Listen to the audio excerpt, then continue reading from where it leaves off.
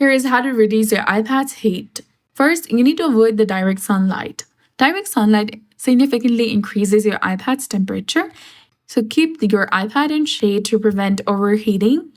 And if you're using a case, you can take it off to allow heat to dissipate more efficiently from the device. And you can also try restarting your iPad. A simple restart can clear background processes that might be causing overheating, especially if you have been using your iPad for an extended period. And you can also check for software updates. Go to Settings, then go to General, tap on Software Update, and if there are any updates available, go ahead and install it on your device. Software updates often include optimizations that can improve performance and reduce heat. And if you're playing graphically intensive games, do not charge your iPad simultaneously, as this can lead to significant overheating.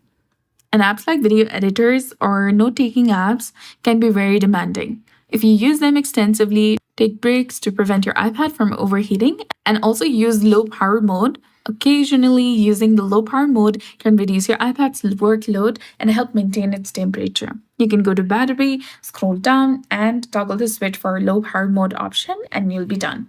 So that's it. I hope you found this video helpful. If you did, please like, share, and subscribe. Thanks for watching. We'll see you again in the next one.